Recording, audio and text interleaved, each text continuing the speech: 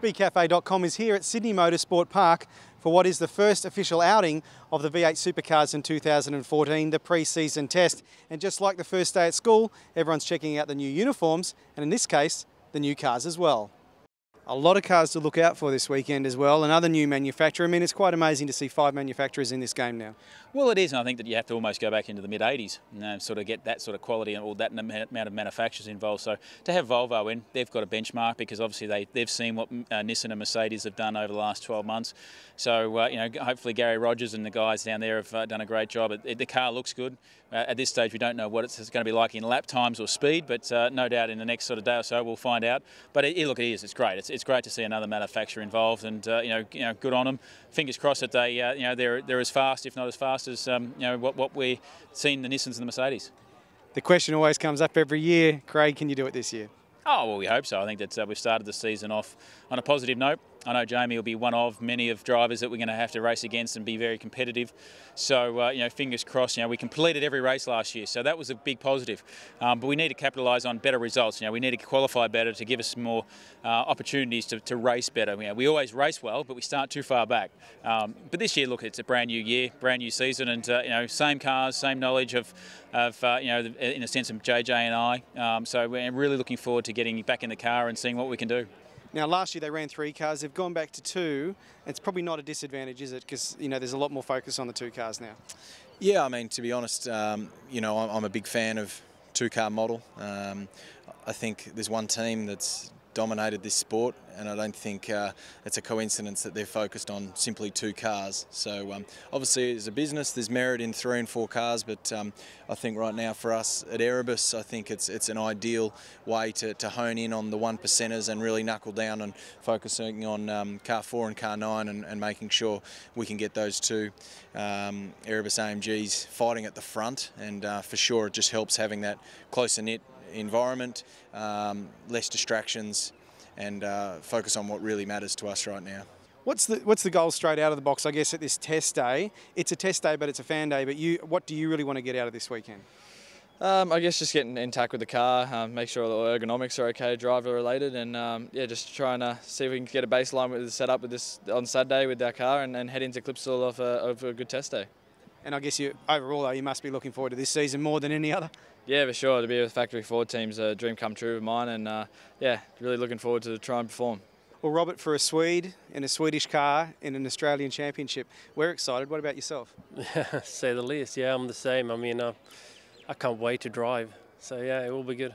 There's a lot of challenges in this series. You've got a lot to learn as well as a brand new race car for everybody in your race team. Absolutely. I mean, the guys are experienced, and obviously it's a new car, but for them as well, and a new engine, so it's a bit for them, but it's a lot more for me. Everything is new, and with these drivers, I mean, it will be a tough challenge. What do you know about this series in terms of not just the level of competition, but how you need to race these things? I wouldn't say I know a lot, because I've watched the races, but until you're there and driving against them, it's a completely different thing, because it's small things that happen on the track that's difficult to catch up on TV, and just to see how things works, and that it will be a lot of things to learn. But yeah, I think it will be good. I love the race. I love when it's close racing. So yeah.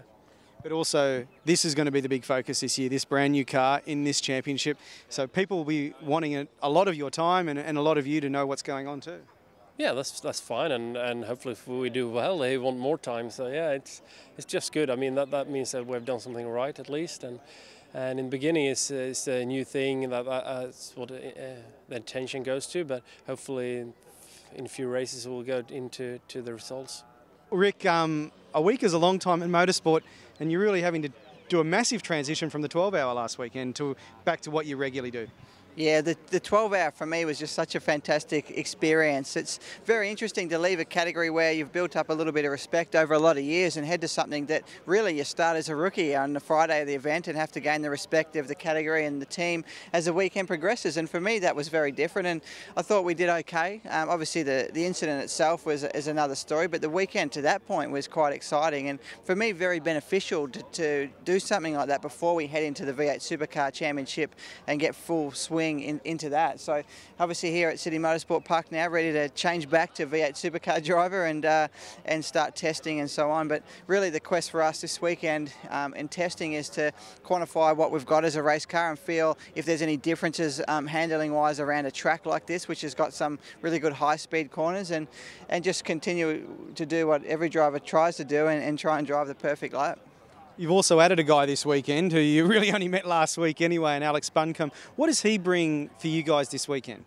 Well, that's a great thing being part of Nissan Motorsport on a global scale, is you have access to so many different resources, and we saw that at the 12 hour, having Nismo come out as a factory team operation, James Moffat heading over to the Middle East to compete there. We've had drivers join us before at testing, and with the 12 hour just last week, this again was a fantastic opportunity for us to have Alex come and see what we do as a V8 Supercar team on Nissan's behalf, if you like, and sample what we've got to offer in V8 Supercars as well. And Alex has obviously got a lot of experience now. He's really impressive at Bathurst. His 6th flying lap ever around the track was like a 2:06.6. So opened our eyes to the talent that Nissan has in their pool globally, and for us to be able to try that and you know, share that experience is something that we just couldn't pass up.